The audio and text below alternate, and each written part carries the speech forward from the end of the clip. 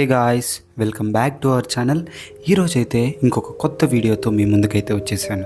ఈరోజు మనము AI, artificial intelligence, దీనినే తెలుగులో కృత్రిమ మేధస్సు అని కూడా మాట్లాడుతూ ఉంటారు. అయితే ఈ ఆర్టిఫిషియల్ ఇంటెలిజెన్స్ దాని విస్తృతలో అర్థంలో యంత్రాలు, ముఖ్యంగా కంప్యూటర్ సిస్టమ్స్ ద్వారా ప్రదర్శించబడే ఇంటెలిజెన్స్. ఇది కంప్యూటర్ సైన్స్లో పరిశోధనా రంగం. ఇది యంత్రాలు తమ వాతావరణాన్ని గ్రహించేలా చేసే పద్ధతులు మరియు సాఫ్ట్వేర్లను అభివృద్ధి చేస్తుంది మరియు అధ్యయనం చేస్తుంది మరియు నిర్వచించిన లక్ష్యాలను సాధించే అవకాశాలను పెంచే చర్యలను తీసుకోవడం, అభ్యాసం మరియు తెలివితేటలను ఉపయోగిస్తుంది. ఇటువంటి యంత్రాలను ఏఐలు అంటారు. ఇంకా ఎవరైనా వీడియోని లైక్ చేయకపోతే ప్లీజ్ వెళ్ళి like, share and subscribe. AI సాంకేతిక పరిశ్రమ, ప్రభుత్వం మరియు సైన్స్ అంతటా విస్తృతంగా ఉపయోగించబడుతుంది. కొన్ని ఉన్నత ప్రొఫైల్ అప్లికేషన్లలో అధునాతన వెబ్ శోధన ఇంజిన్లు ఉన్నాయి. ఉదాహరణకు గూగుల్, సిఫార్సు వ్యవస్థలు, యూట్యూబ్, అమెజాన్ మరియు నెట్ఫ్లిక్స్ ద్వారా ఉపయోగించబడుతుంది. మానవ ప్రసంగం ద్వారా పరస్పర చర్య, ఉదాహరణకు గూగుల్ అసిస్టెంట్, సిరి మరియు అలెక్సా. స్వయం ప్రతిపత్త వాహనాలు, ఉదాహరణకు వేమో. ఉత్పాదక మరియు సృజనాత్మక సాధనాలు, ఉదాహరణకు చాట్ జీపీటీ మరియు ఏఐ. కళ మరియు వ్యూహాత్మక ఆటలలో మానవాతీత ఆట మరియు విశ్లేషణ, ఉదాహరణకు చెస్ మరియు గో. అయినప్పటికీ అనేక ఏఐలు అప్లికేషన్లు ఏఐగా గుర్తించబడలేదు. చాలా అత్యాధునిక ఏఐ సాధారణ అప్లికేషన్లోకి ఫిల్టర్ చేయబడింది, తరచుగా ఏఐ అని పిలువబడకుండానే ఉంది. ఎందుకంటే ఒకసారి ఏదైనా తగినంత ఉపయోగకరంగా మరియు సాధారణం అయిన తర్వాత ఏఐ అని లేబుల్ చేయబడదు. మెషిన్ ఇంటెలిజెన్స్ అని పిలిచే రంగంలో గణనీయమైన పరిశోధనలు చేసిన మొదటి వ్యక్తి అలెన్ ట్యూరింగ్. 1956లో ఆర్టిఫిషియల్ ఇంటెలిజెన్స్ ఒక అకాడమిక్ డిసిప్లిన్గా స్థాపించబడింది. ఈ ఫీల్డ్ ఆశావాదం యొక్క బహుళ చక్రాల గుండా వెళ్ళింది.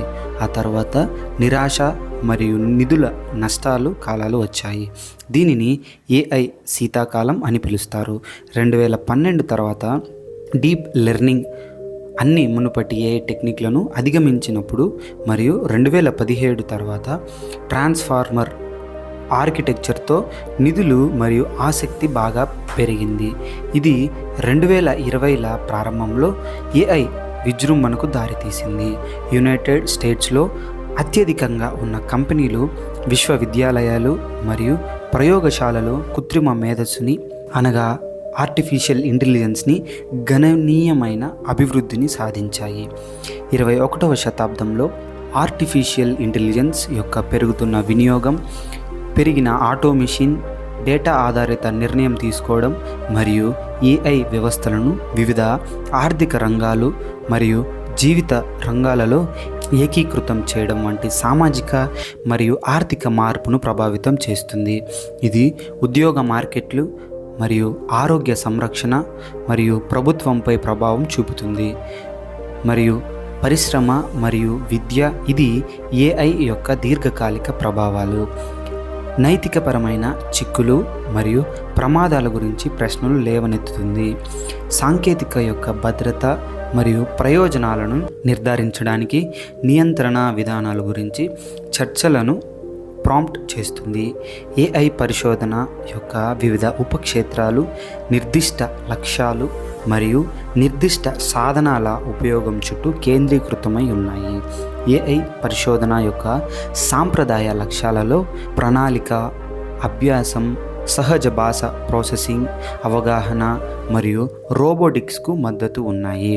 సాధారణ మేధస్సు అనగా ఆర్టిఫిషియల్ ఇంటెలిజెన్స్ మానవుడు చేయగలిగే ఏదైనా పనిని కనీసం సమాన స్థాయిలో పూర్తి చేయగల సామర్థ్యం రంగం యొక్క దీర్ఘకాలిక లక్ష్యాలలో ఒకటి.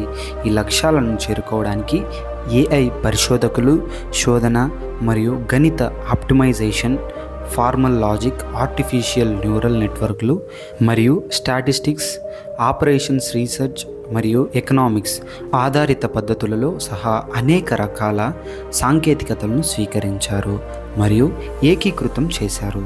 మనస్తత్వశాస్త్రం, భాషాశాస్త్రం, తత్వశాస్త్రం, న్యూరోసైన్స్ మరియు ఇతర రంగాలపై కూడా ఆధారపడి ఉంటుంది. లక్ష్యాలు: తెలివితేటలను అనుకరించడం లేదా సృష్టించడం యొక్క సాధారణ సమస్య ఉప సమస్యలుగా విభజింపబడింది. ఇవి నిర్దిష్ట లక్ష్యాలు లేదా సామర్థ్యాలను కలిగి ఉంటాయి. పరిశోధకులు ఒక తెలివైన వ్యవస్థను ప్రదర్శించాలని ఆశించారు. దిగువ వివరించిన లక్షణాలు అత్యంత దృష్టిని ఆకర్షించాయి మరియు ఏఐ పరిశోధన యొక్క పరిధిని కవర్ చేశాయి. రీజనింగ్ మరియు సమస్య పరిష్కారం: మానవులు పజిల్లను పరిష్కరించేటప్పుడు లేదా తార్కిక తగ్గింపులను చేసేటప్పుడు ఉపయోగించే దశల వారీ తార్కికతను అనుకరించే అల్గారిథంలను ప్రారంభ పరిశోధకులు అభివృద్ధి చేశారు. 1980ల చివరి మరియు 1990ల నాటికి అనిశ్చిత లేదా అసంపూర్ణ సమాచారంతో వ్యవహరించే పద్ధతులు అభివృద్ధి చేయబడ్డాయి. సంభావ్యత మరియు ఆర్థిక శాస్త్రం నుండి భావనలను ఉపయోగించారు. ఈ అల్గారిథంలు చాలా పెద్ద తార్కిక సమస్యలను పరిష్కరించడానికి సరిపోవు, ఎందుకంటే అవి కాంబినేటోరియల్ పేలుడుని అనుభవిస్తాయి. సమస్యలు పెద్దవిగా మారడంతో అవి విపరీతంగా నెమ్మదిగా మారాయి.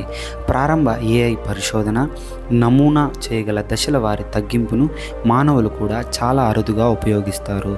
వారు వేగవంతమైన సహజమైన తీర్పులను ఉపయోగించి వారి సమస్యలను చాలా వరకు పరిష్కరిస్తారు. ఖచ్చితమైన మరియు సమర్థవంతమైన తార్కికం అనేది పరిష్కరించమని సమస్య. నాలెడ్జ్ రిప్రజెంటేషన్ మరియు నాలెడ్జ్ ఇంజనీరింగ్: ఏఐ ప్రోగ్రాంలు ప్రశ్నలకు తెలివిగా సమాధానం ఇవ్వడానికి మరియు ప్రపంచ వాస్తవాల గురించి తగ్గింపులను చేయడానికి అనుమతిస్తాయి. అధికార జ్ఞాన ప్రాతినిధ్యాలు, కంటెంట్ ఆధారిత ఇండెక్సింగ్ మరియు తిరిగి పొందడం, దృశ్య వివరణ, క్లినికల్ డెసిషన్ సపోర్ట్, జ్ఞాన ఆవిష్కరణ, మైనింగ్, ఆసక్తికరమైన మరియు పెద్ద డేటాబేస్ల నుండి చర్య తీసుకోగలిగిన అనుమతులు మరియు ఇతర ప్రాంతాలలో ఉపయోగించబడతాయి. ఇది నాకు తెలిసిన ఏఐ ఆర్టిఫిషియల్ ఇంటెలిజెన్స్. ఈ వీడియో నచ్చినట్లయితే please like, share and subscribe. Thank you for watching.